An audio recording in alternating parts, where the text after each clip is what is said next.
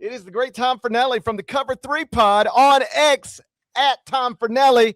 Buddy, congratulations. That was awesome to watch. Keaton Waggler, 25 points, and you're going to the Final Four for the first time since 2005. Thank you for joining us. I hope the celebration starts just as soon as we're done here. How you doing? How you feeling?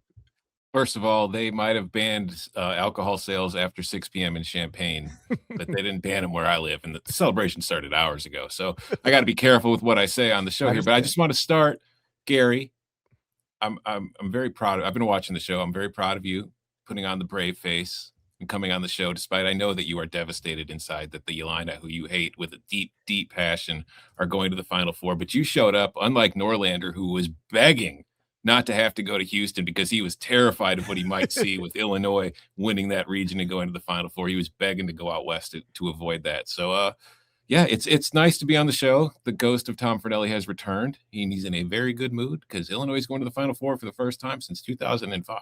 So, when did you know this team was good enough to do this? Because, they were in and out of the lineup a little bit, various injuries here or there. This isn't one of the teams that has been talked about at the tip top of the sport, like Duke, Arizona, Michigan, basically from start to finish. When did it become clear to you, oh no, Brad Underwood's got a team that can do this? I mean, when they were on that long winning streak at the end of December and then into early Big Ten play where I think they won their first after they lost to Nebraska in December, but then they won like 10 straight Big Ten games once the new year turned over. Like, I felt really good about the team, but there was always the concern in that I knew they were very good offensively. Defensively, I did not think they were outstanding. I just thought, the one thing they don't do is foul people, and they kind of just rely on that. And then when Kylan Boswell went out with the hand injury, Andre was out for a little while. You were kind of worried about how that was going to impact things. And then at the end of the year, they lost a couple games where, they blew leads, and like that UCLA game on the road where they were up by like 22. I think they started on like a 22-0 run at some point in that game, and they blew that. And they just did not look very good. They struggled to defend guards for the most part. Like, they couldn't keep anybody from getting into the lane for a while. And I was just like, man, if we're playing like that going into the tournament, we're not going to get very far. And then they get to the Big Ten Conference tournament, and Nick Boyd does that to them, just completely destroys them in the very first game. So now they get bumped out of seed line. So I will say, going into the tournament before last week, I was not that confident. And, you get Penn in the first round, which was a gift, I guess you could say, that we were owed for some of the shenanigans that we've had to deal with in the NCAA tournament in recent years, like when they gave us Loyola, who was the number 9 team on KenPom, as an 8 seed. We were in there as the 1 seed a few years ago. But so I was happy with Penn. And then I was actually kind of disappointed that VCU beat North Carolina, because I thought North Carolina was a much better matchup for Illinois without Caleb in the game. But then the starting point guard for VCU got hurt right away in the VCU game. So that was a breeze. So I think I didn't really buy into the idea that we were good enough to do this until I was watching the Houston game, and it's like, oh, man, we're just better than this team. You know what I mean? It's like I knew Houston was good, and there was always like that fear of what Kelvin Sampson's teams have been the last few years. And then Houston knocked us out of the tournament a few years ago, and I was just like, I don't know, this is a really good team. We're playing them in Houston. But then about 5 minutes into that game, I was like, nah, we can beat these guys. They're really not that great. So it was about then where I truly felt like this was possible. Now, I will say, we're going to the Final Four. We don't know all the teams that are in there. I know Arizona is very good. I'm guessing that Michigan's probably going to beat Tennessee. I just think Michigan's terrifyingly good. And then you're looking at Duke and UConn, and it's a situation where there's part of it that's like, man, I think I'd rather face UConn, but it's freaking UConn. So I'm thrilled that we're there. It's going to be really tough from this point going forward, though. Sure. You showing up? We're gonna get Fornelli in Indianapolis? I don't know yet. We're working on that. We're still working through. I'll tell you what my fear is. If I go to Indianapolis, they're going to make me work.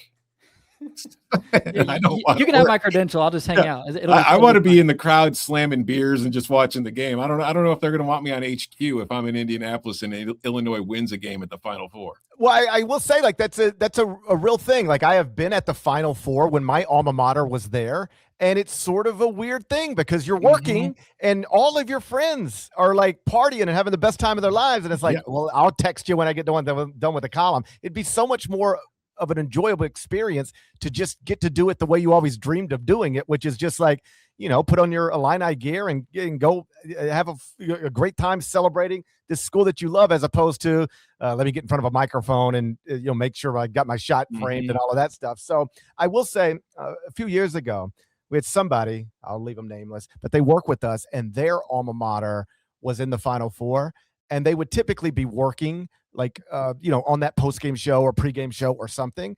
And the bosses were like, go have fun. We'll see you tomorrow. We can find somebody else to produce this show, direct this show, set up this camera, whatever. You go enjoy this night, and we'll see you on tomorrow's show. And so if you get there and it is work-related, I hope people carve out that kind of time for you too. Just showing up bleary-eyed the next morning on HQ. I do that. I mean, I do that whether my alma mater is there or not. You can show it. Trust me. If you can't jump on a CBS Sports podcast bleary-eyed, what is the point? I mean, yeah. If you've ever gotten to the end of one of our Saturday reaction shows during the college football season, we're kind of bleary-eyed at the end of those. There you go. Hey, Cobb, let me ask you real quick, because you mentioned, hey, they're there now, and what a wonderful story, because I think, Fornelli, you make a good point. I didn't think about this from Illinois fans' perspective, but Selection Sunday, the bracket comes out, you grab it and you go, hold up. We got to play Houston and Houston probably in the Sweet 16, and you win that. I mean, Florida, the SEC champs, okay, this is going to be, and then you get past Houston, and then it's Iowa, and you feel comfortable. Suddenly you're a favorite in a place where you didn't expect to be. And so, Cobb, you say, okay, now they're there, and I could see them winning the whole thing, and obviously I could too. But I thought it was notable that Stoyakovich went out of his way in post-game press conference to say this, because it's almost like, we're here, and this is great, and I love my guys, and I love my teammates, and you get all that stuff.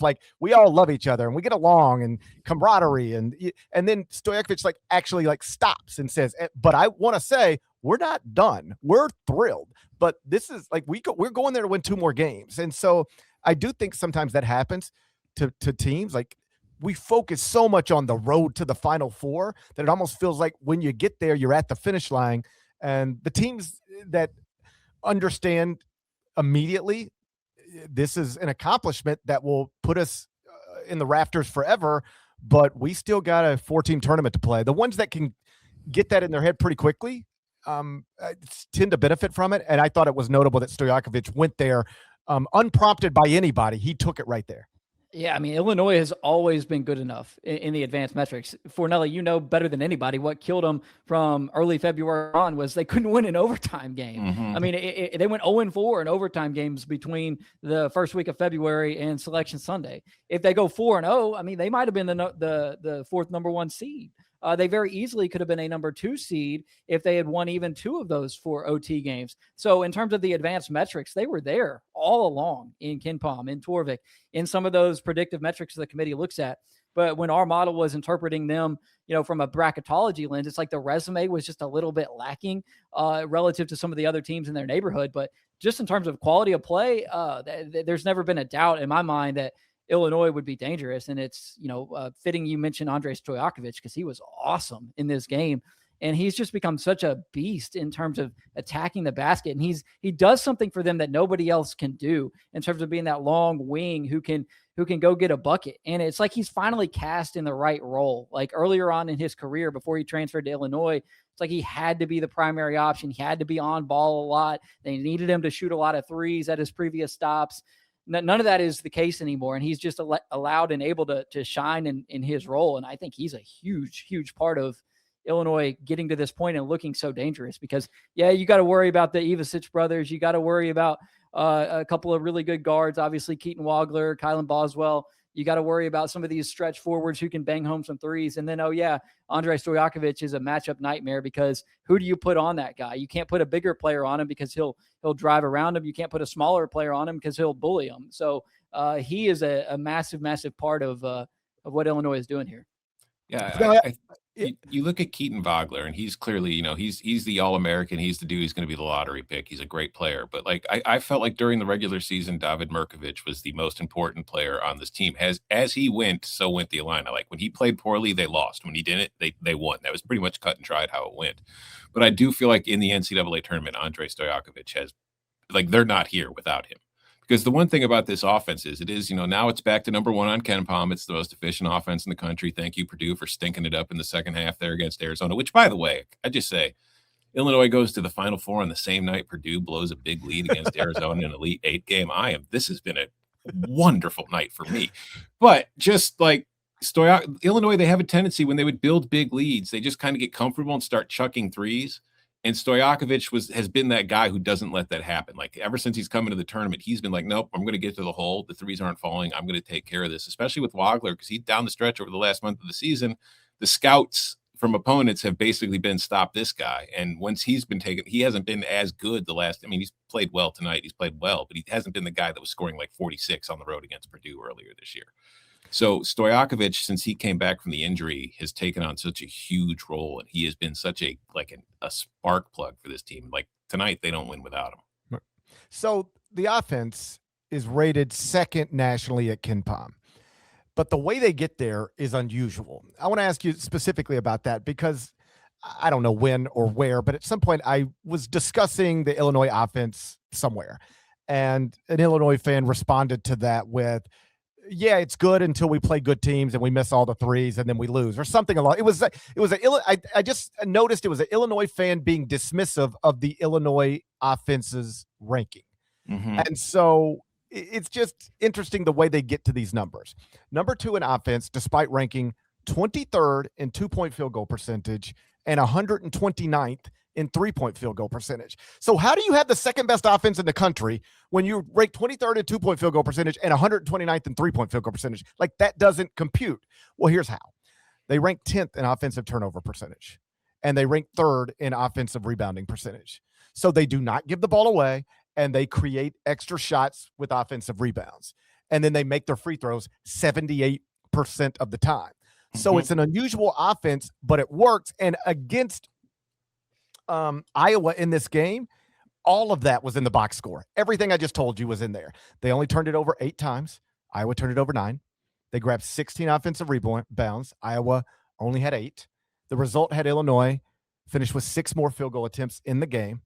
And then they were also, you ready for this? 18 of 21 from the free throw line, 86%. And that's how you win a game by 11 points, despite missing 14 of 17 3-point attempts. It's funny because you look at the matchup against Iowa and they both move. Like we all know Iowa is a very slow moving team. That's what they do. But Illinois moves very slowly too on offense. You look at their tempo metrics, they're one of the slower teams in the country, but they are completely different the way that they go about it because, I say that my comparison for Illinois' offense is they're just running the same offense the Thunder do. Like they watched OKC in the NBA and they're like, all right, let's just do that. Like Waggler will be SGA and everybody else fills that same kind of role. Now, obviously, they're not doing it to the same level as the Thunder are, but that's really the kind of basis of everything they do. And Waggler has just been incredible for a kid who's a freshman, just the way he processes things and the decisions he's able to make, especially under pressure, and doesn't back down from when he does get abused. Because, I don't know if you know this, Gary, but there are Illini fans online who tend to be a bit doomerish, who tend to be a bit crazy, I guess is the way you could put it. I've certainly seen the crazy. I don't know about the other side, but I've seen the crazy, sure. But yeah, it is strange. It's like apparently like Illinois' offense, when they miss shots, they don't win. As opposed to all the other teams that when they miss all their shots, they still figure out ways to win games. So with Waggler, the processing stuff is what I hear from NBA people as much as anything.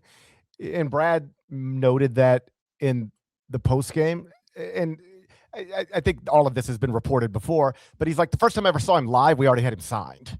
And he had a relationship with the grassroots coach. And he was like, he just makes all the right decisions, and he makes all the right decisions at 6'6". Like he is arriving to the NBA at the perfect time because the league's bigger at every position, just like in college basketball now. Everybody's trying to, the buzzy words you hear in recruiting, positional size. Everybody wants to have great positional size. And so Wagner's got that. I mean, just a jumbo lead guard who processes things and shoots it consistently well from the 3-point. Nobody saw this coming in the offseason. Even Brad said that. But now, there's just no way he gets out of the top 10. And there's a lot of ways you can imagine him getting into the top 5. Yeah, this was an offense that was supposed to be run by Kylan Boswell and Andre Stoyakovich. And Waggler just kind of forced the issue. Like they were talking about him when he first showed up, is like, hey, this could be a guy we bring it off the bench who could be an excellent guy. Like in the kind of the same way they treated Will Riley last year, where he came off the bench to start the year as just kind of like a scoring boost to come in when they needed a little jump.